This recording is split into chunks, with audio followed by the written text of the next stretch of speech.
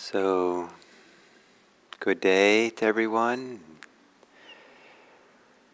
Here we are together and from all over and gathering ourselves for this period of meditation. And this topic, one of the subjects is practicing with mental activity, which has been my most common translation for sankhara, sometimes translated as mental formations. And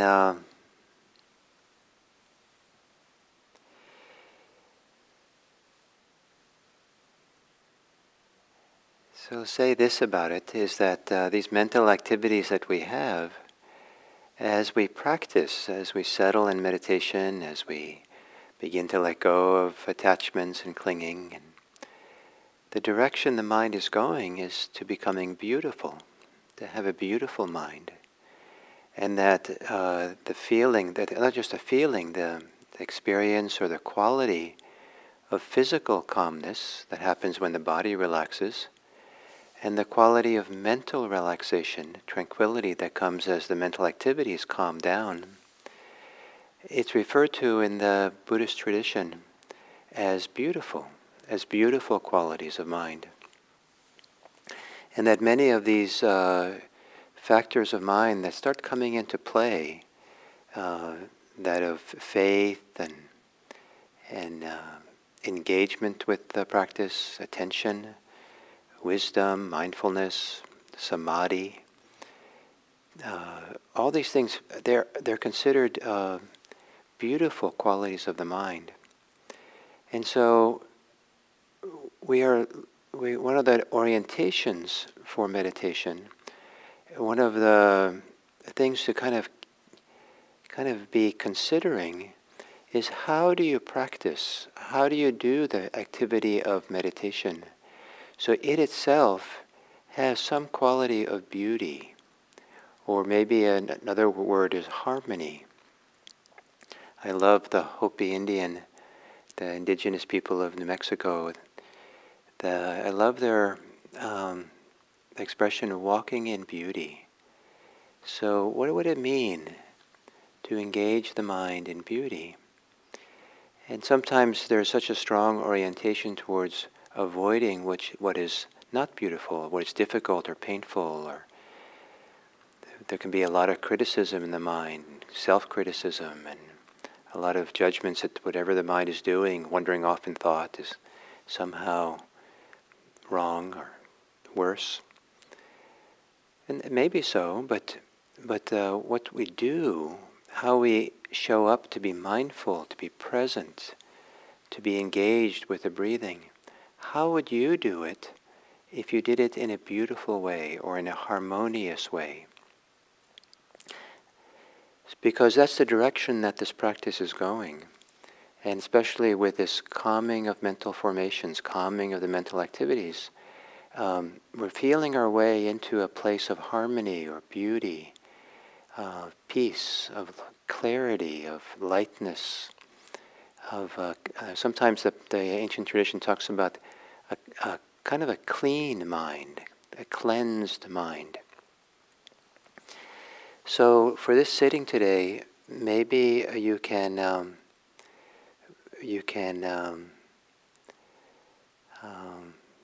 orient yourself a little bit with what would it be like to sit here in beauty? Not because you're looking for it, it might be there, it might be here, but also because you engage in the practice that way. That the very way in which you are present, very way in which you are mindful, is in harmony or is in beauty. What would that look like? And I know it might be a stretch, or it might be, you might not have an easy reference for this, but I would suggest that you imagine you do. Imagine yourself in this way. And so to assume a meditation posture, And even here, as we take the posture, how would you do it? As if the activity of assuming your posture, meditation posture, was itself a movement in beauty, maybe in a gracefulness, and maybe gracefully kind of rocking forward and back, maybe slowly, maybe not, sideways, and then slowing down and finding a balanced posture, most balanced for what's available to you with all the different challenges you might have. And so your posture itself begins to feel like a small stepping stone to beauty, to harmony. And then softly, peacefully closing your eyes.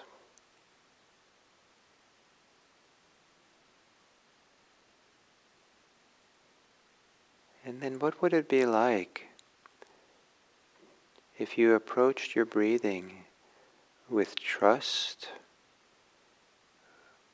with care,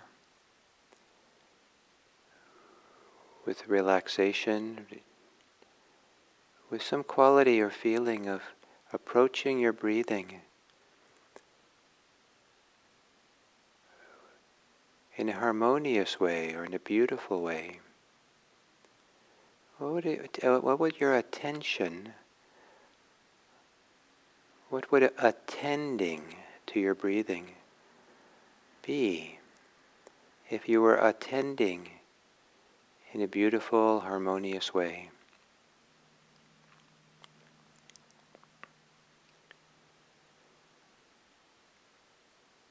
And perhaps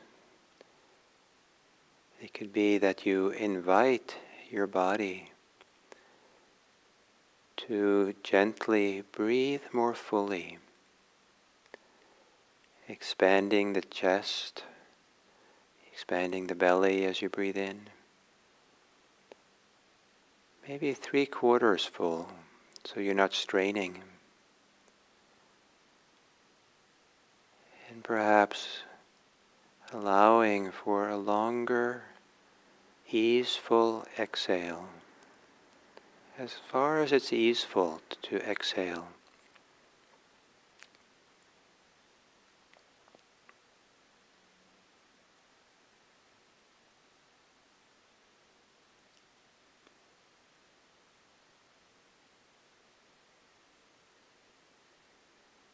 And then as you exhale, to relax the body, to calm the bodily activity of tension, holding,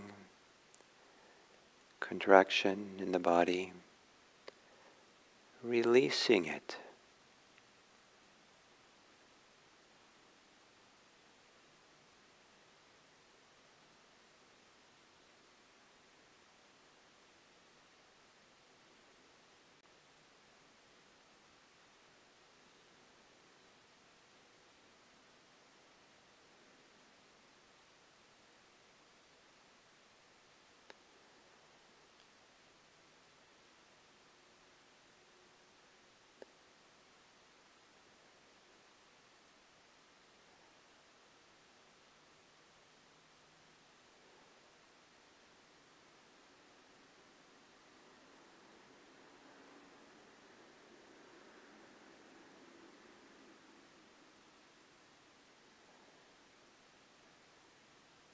And letting your breathing return to normal.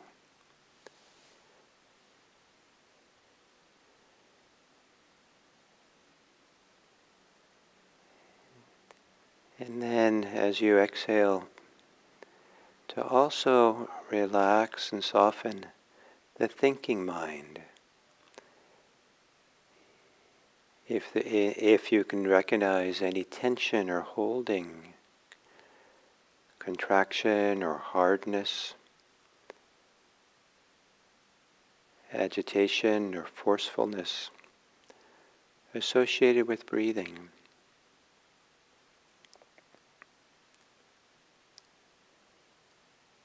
As you exhale, relax the mind.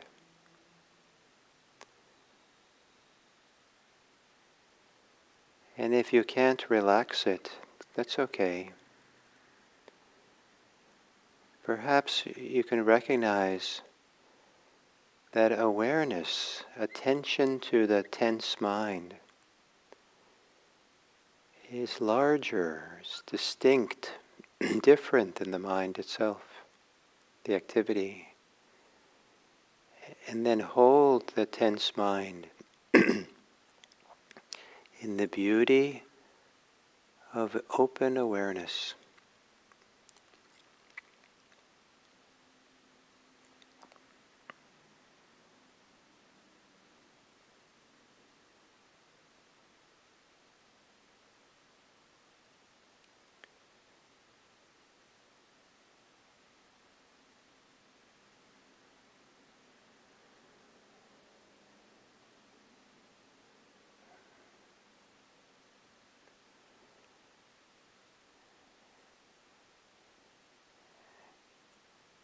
And then entering into the body breathing, breathing naturally and easily, with a very light touch, not trying too much. Seeing if you can attend to breathing in a way that feels harmonious, even beautiful, with its care, its tenderness, its openness, its willingness, perhaps with its feeling of respect for breathing, a reverence for being here.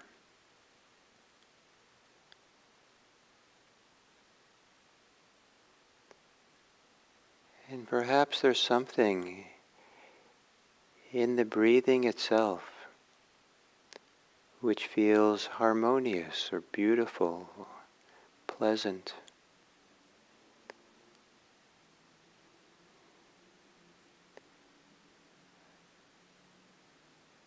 And to sit here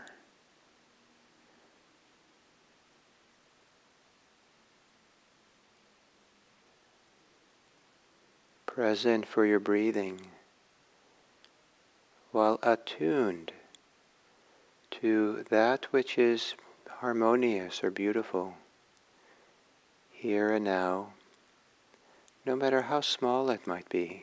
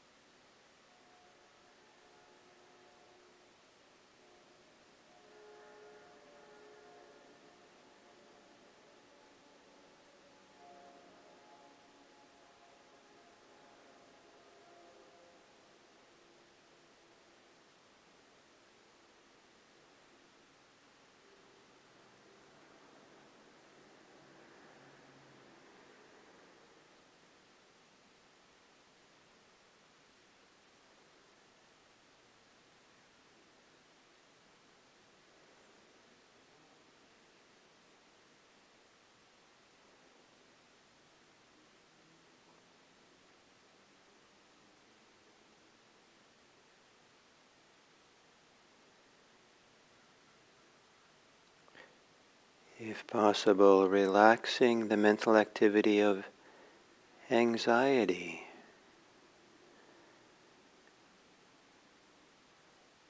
the mental activity of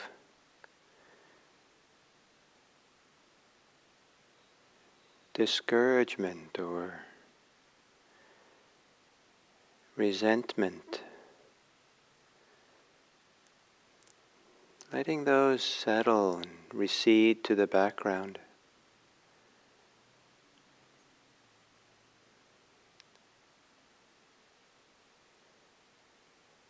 And in the foreground, as you're sitting here, sitting, meditating in beauty, some of which might be whatever feeling of pleasure, well-being, joy or happiness that might be here right now. Breathing with it, breathing through it.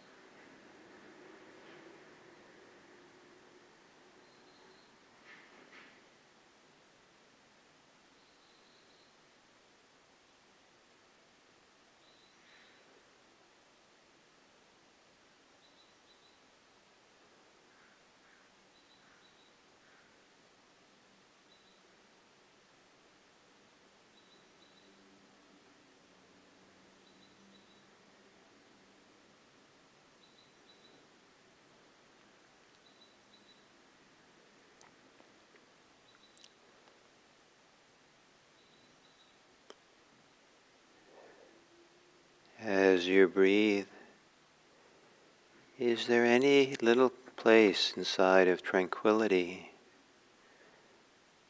calmness, peacefulness, a calmness of body, a calmness of mind?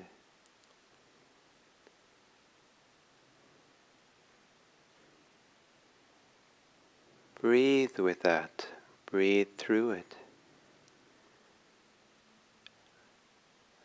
Gently allowing that calmness, tranquility, to spread and grow so that its influence, perhaps a beautiful influence, can begin to move through you, breathing in and breathing out.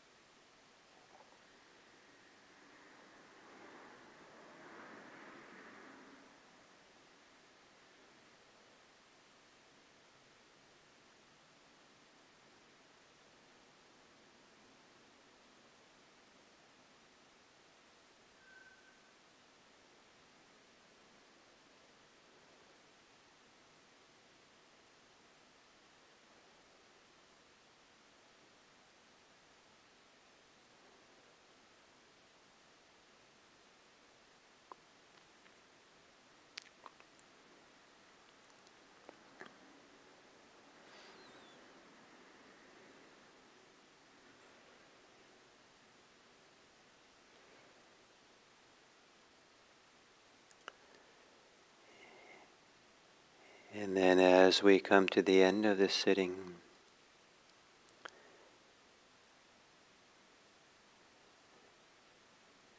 looking inside of yourself to see if there's any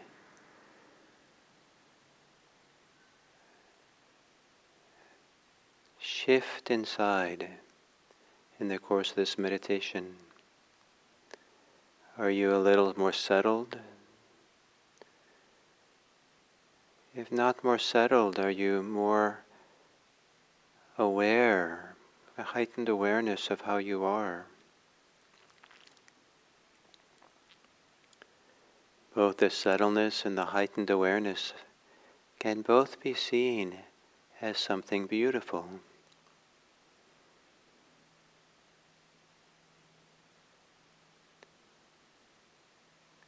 Or are you more open, more peaceful, more sense of well-being? Have you learned something about your own capacity to attend beautifully, harmoniously?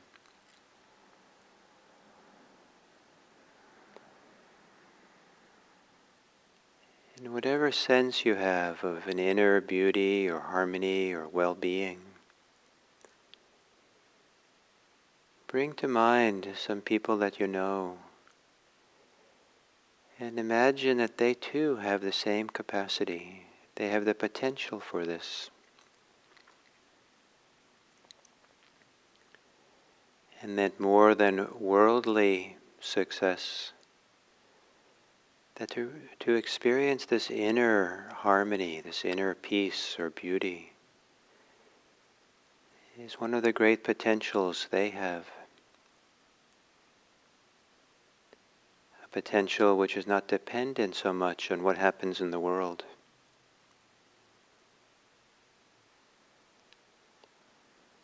And perhaps you can very gently, lovingly, harmoniously have the wish that in fact they could feel this inner well-being and harmony, that they might know their beauty,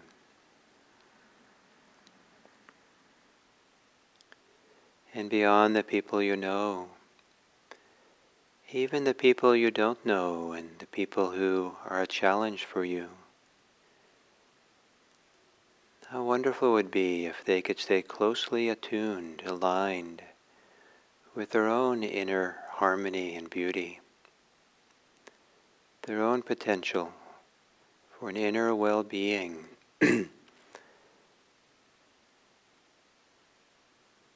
is so ethical in nature because it doesn't depend on getting anything or making anything happen in the world.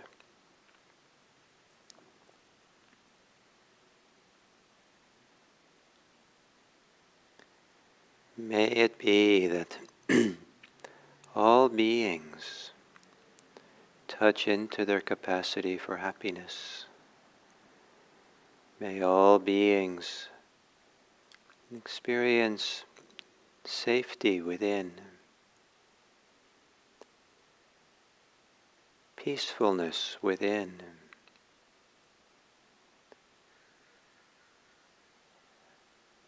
a full inner freedom, the heart set free, at ease, this beautiful heart that we all share. May all beings be happy.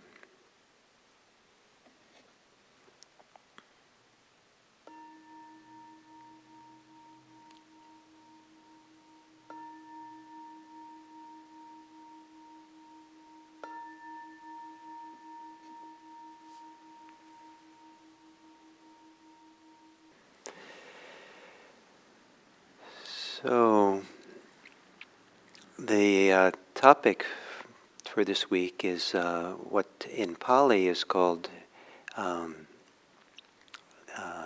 Citta Sankhara, Citta, Sankhara.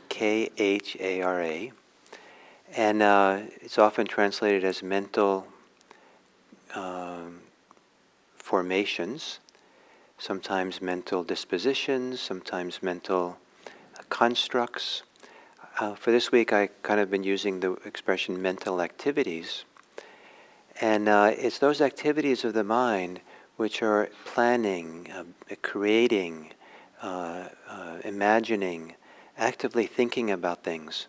So a simple perception of something, seeing a wall across the the room here, that wouldn't necessarily be called an activity. That's just it is an activity, but it's not one of the formations or constructions that we make. And what's fascinating, there's a number of things that are fascinating about this idea of mental formations, mental constructions, sankharas. And is that one is that many things that we take to be kind of inherent or just the way things are turn out to be an activity of the mind. And so to give you one example, boredom. When we're bored, it can feel like just the thing that we're doing is boring, just the event, the situation is boring. It is boring. But in fact, it's the mind's activity that creates the feeling, the sense of boredom. It's a kind of maybe even a subliminal judgment, evaluation. It's holding oneself apart from experience. It can be a resistance. It can be a loss of intimacy with experience. There's all these things going on in the mind that construct, that activate this feeling, the idea of boredom. And the idea that we're constructing it, we're kind of forming it, making it in the mind, gives us a very different orientation to boredom than if the situation is boredom. Because if the situation is boredom, the situation is to blame. And so we better just get away or change it. But if we're responsible because it's an activity of the mind, then we can practice with it. And that's one of the things we learn through meditation, is how to practice with these mental formations, these mental activities, so that we're not caught in them and not pulled around by the nose by them. But we learn how to settle them or become more expansive of them or free of them even when they're there. So with boredom, one would turn around the attention 180 degrees from the situation that's boring, whatever it might be, it's internal or external, and have the attention really look at the boredom itself. And look it right in the eye and say, boredom, I see you. And feel it and be with it and experience it. And to learn how to kind of dissipate the boredom because we really see it clearly is very empowering, because it shows us that we don't have to be the victim of our own mental activities. And that's one of the great good news of this Buddhist teaching, is that so much of our suffering has a relationship to the activity of our mind. And whereas we can't necessarily change always the situation in the world, we can have some care and attention to shifting how the mind is constructing these ideas and concepts, and even constructing ideas of self that we have. So it's a phenomenally good news if we have the mindfulness and attention stability to really see how this works. And so mental activities, to really see it that way, and learning to tranquilize it, calm them, relax them. And now this tranquil mind is considered in the Buddhist tradition to be a beautiful quality. So tranquilizing the mind is not just becoming numb, it's not becoming numb at all.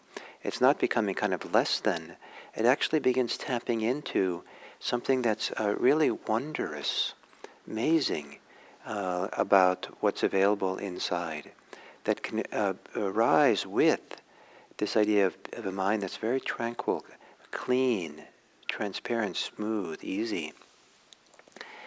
And this points to one of the problems in the English language, translating the word sankhara as formations or even as activities, because some of those are just uninspired. Mental formations is like, what is that? And it's kind of uninspired translation. Mental activities maybe means a little bit more, but I don't think it has too much inspiration value in it. I believe that in the Indian context, ancient Indian context, the word sankhara that we're translating as formations had very positive associations. And one of the early Indian associations was it's a word that was used in the pre-Buddhist Brahmanical traditions to describe sacred rituals. And in fact, sankhara sometimes it means to make something sacred. That, at least that's what the dictionary definition sometimes has. And so this idea of something sacred, a ritual which is maybe for some people very heartwarming and a deep connection, has a very different idea than just mental activities, because this mental activities of the mind, it's the quality of the mind that makes things and prepares things or constructs kind of our sense of self and universe and ideas and all that. But as that gets quieter, that movement of activity, mental activities, can have a quality of sacredness, reverence, wonder, but also my favorite word is beauty, which is a translation of a word in Pali, kalyana, that is often translated as good.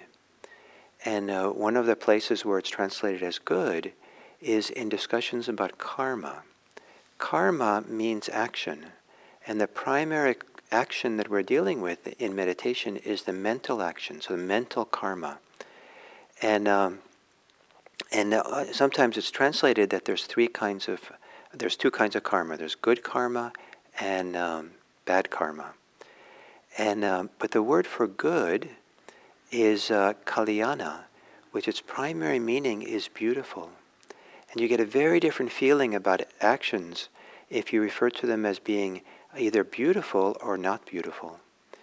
And so this idea that we can have the potential in the mind or having the mental activity become beautiful is much more inspiring than simply calming the mental formations or experiencing the mental formations.